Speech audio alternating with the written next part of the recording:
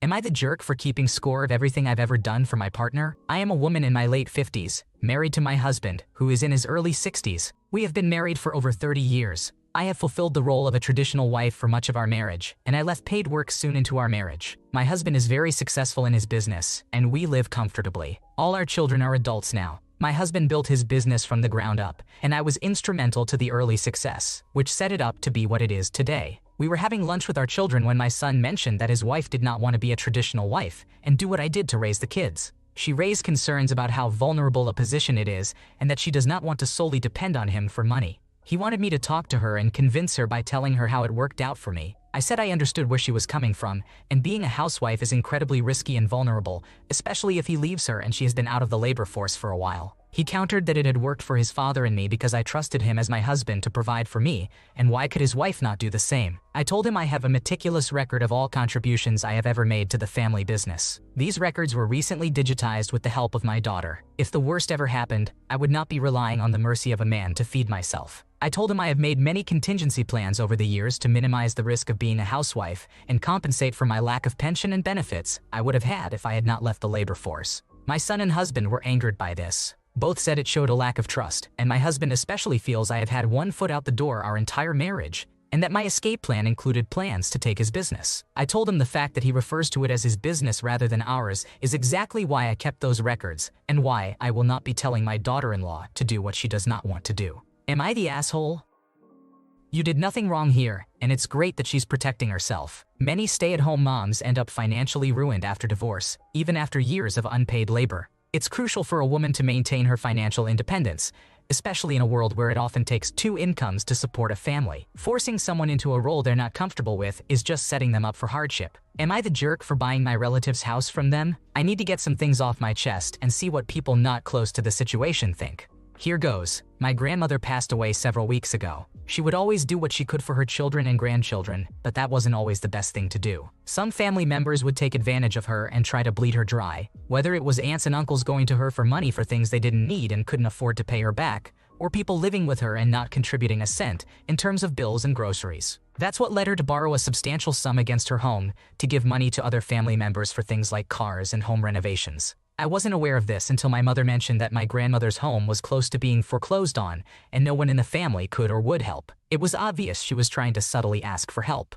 I met with my grandmother and we talked about it. At first, she asked if I could lend her the money she was behind to stop the house from being seized, but it became obvious very quickly that not only would she not be able to pay me back, but that she wouldn't be able to cover the repayments to the bank once she was caught up and would be in the same position again. After some back and forth between her, my mother and we agreed that I would take over everything. I would take over the future repayments to the bank, pay the outstanding amount, reimburse my grandmother for the payments she had already made, and give her a payment to cover the difference between the loan value and the actual value of the house. In exchange, the house would be signed over to me, but she would be able to continue to live there and do as she pleased, such as letting other family members live there if and when they needed it. I would also do some renovations to the house to make things easier on her, including installing solar panels to lower the power bills and installing power-efficient air conditioning rather than the old portable ones she used. She requested that she be allowed to explain it to the rest of the family, and I agreed. Everything was finalized. The house was in my name.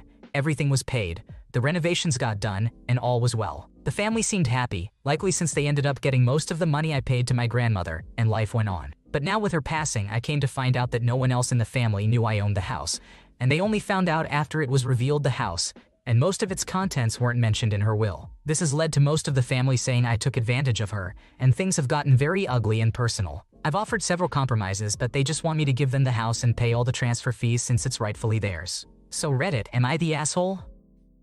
You have done nothing wrong. The fact that your family members are upset about not getting the house doesn't change the legality or morality of your actions. They already got their share from the money Grandma gave them when she was alive. It's important to remember that you're not responsible for their financial well-being or expectations. It's time to start eviction proceedings and change the locks. Don't put it past them to try something sneaky. Am I the jerk for being fed up with my spouse's unemployment? I, a 33-year-old female, have been with my spouse, a 44-year-old male, for 9 years. We both have a child from a previous marriage and a 20-month-old baby together. Our relationship has always been stressful, but we typically only fight about finances. We met in 2016 while working together shortly after he was laid off from a well-paying job. He shared that being laid off impacted him deeply. In April 2017, he was laid off from this job too. I was going to school for a double master's degree and working 2 part-time freelance jobs at the time. I moved in with him in August 2017 and began supporting the household. He landed a contractor position at a highly sought-after company but without benefits. He was depressed and began self-medicating all day with marijuana.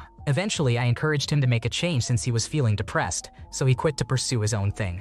I graduated in 2018 and got a job at my dream company, but the paycheck did not cover the entire financial burden alone, so I continued working side jobs to make ends meet. I had a medical emergency and temporarily left my dream company, but I still had to work freelance. This led to me being poached by an oil and gas company offering a higher paycheck. I started working full-time in December 2019. This was a huge career shift and provided no job satisfaction. COVID-19 hit 3 months on the job. Our children did not return to school, so my husband became their surrogate teacher from the second half of kindergarten through all of first grade. My job required me to still come to the office. Ultimately, our family got COVID-19 and he was hospitalized. The bill was $10,000, so I worked even more part-time jobs to pay it off. I did not want him to get sick again, and he was teaching our children, so I reasoned that it was appropriate that he not work at this time, although I was really struggling, working very hard, and missing my kids. Fast forward to 2024, I am still working the job I hate. He still has not worked because we had a baby in 2022. I want to put her in daycare and have him return to work, but he is resistant and feels unsupported emotionally. I cannot afford daycare without supplemental income, so I need him to commit to and actually get a job, but the conversation always results in a fight. All I am asking is that he get a part-time job. He has had no income since 2018, and I have worked non-stop, Daddy. He feels controlled and not believed in, but I feel unsupported and taken advantage of. I have 4 degrees, and I am a disabled veteran. He does not have a degree and feels like he has no skills. He has ADHD and is not medicated. We are in therapy, but it has not gone anywhere beyond him saying, "I'll get a job if you need me to get a job." Am I the asshole? You handled things appropriately. It sounds like you're lighting yourself on fire to keep him and the rest of your family warm. Marriage is a partnership, and it takes teamwork. Don't keep shifting the goalpost. Am I the jerk for buying my sibling earplugs? For context, my 15-year-old male sister, who is 6 years old, shows a lot of signs of having sensory issues, especially with sounds. She struggles a lot with family gatherings and birthday parties because of the noise. My family is kind of loud, and on top of that blasts music really loudly.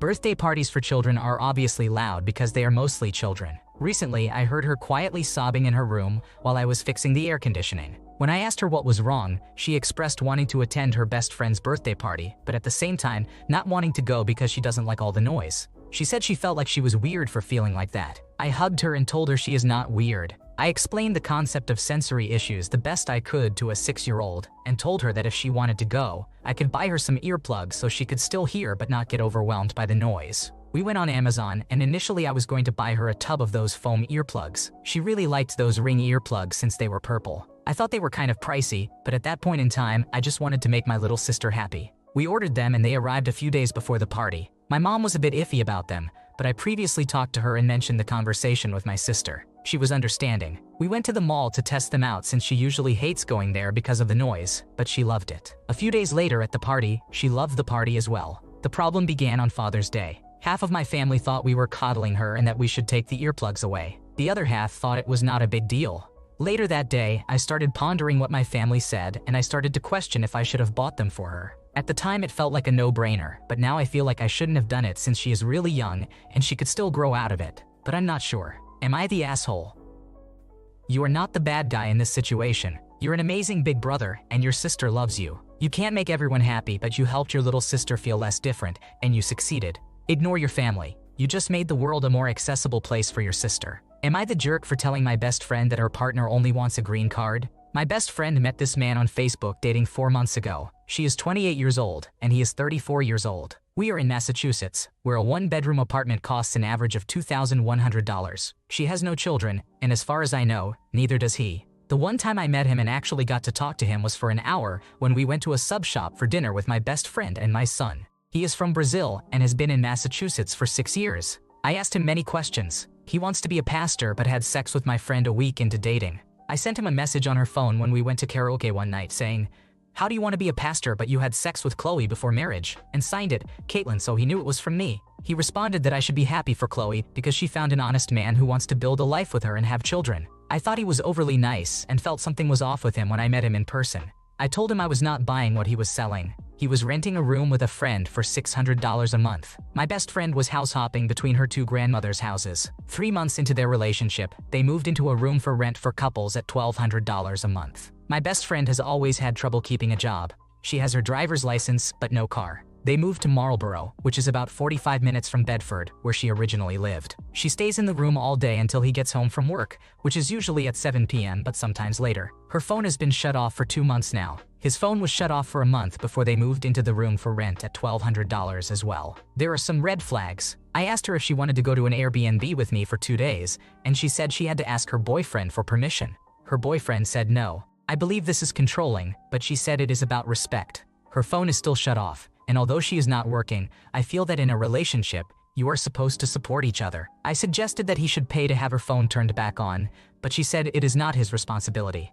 She asked me to curl her hair in a month, and when I asked why, she said she is getting married in 32 days. She has been dating this man for 4 months, and they are getting married in 32 days. I have expressed from the beginning that I think he just wants a green card, but my friend is too naive to listen. She is usually very close with her family, and it seems like they are no longer important in her life. Isolation. They do not approve of the marriage, and neither do I. I finally told my friend today how I feel about the marriage. She is telling me to leave, saying she thought I was happy for her, and suggested I go ask him if he wants a green card. I am trying to be honest with her, and I think she is going to isolate me too.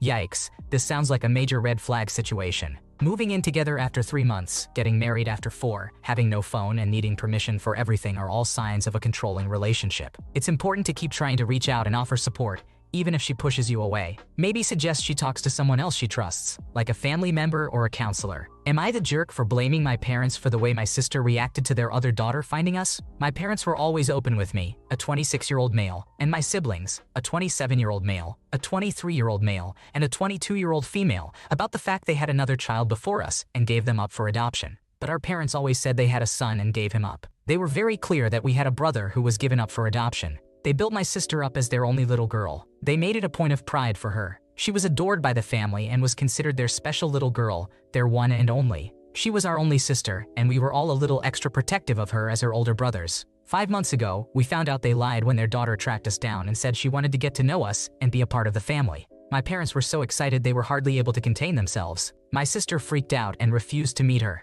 She brought up our parents' lies and said she was never really as special as they claimed. She told them she would never accept a sister and would never accept being made less special. Our parents were confused about her reaction. They tried reassuring her and encouraged her to meet their daughter. It was a mess. My brothers and I have met this new sister. I met her once, and I believe it is the same for my brothers. I felt no instant connection to her, and it was just awkward. She was really disappointed she did not get to meet all of us. She came on very strong when we met her, which made the awkwardness worse. I think she was expecting us to be more excited and more into the idea of being a family with her. The fact my sister refused to even meet her was something she mentioned 10 different times when she met us. Apparently she still brings it up, which made my parents bring it up several times to me and to my brothers, I am guessing. The other day they said how upset they were that my sister refused to come to Mom's birthday party because they had invited our other sister. They thought she would handle it better and be excited. I told them it was their fault for lying our whole lives. Our other sister is not a transgender woman. My parents knew she was a girl. I told them the way they did it probably made my sister feel like she lost their love when it was no longer the truth in her world. My parents told me I should not blame them. They also accused me of putting my sister before them and their daughter. They said it was clear whose side I was on based on the lack of warmth toward their daughter. They also said it was unfair to blame them for the actions of an adult. Am I the asshole? You have done nothing wrong. Your parents created this situation by making such a huge deal out of your little sister, being their only daughter and treating her like she was incredibly special. They never thought about the consequences if their oldest child ever reached out to reconnect. Now they're happy to reconnect with the oldest and heal their own pain, but they're ignoring the damage they caused to the rest of you with their lies. All of you need to heal from your parents' lies and the emotional damage before any relationship can be built. Thanks for watching. When you subscribe, make sure to hit the bell to turn on notifications so you never miss a video. To finish listening to all the stories, check out the playlist in the description.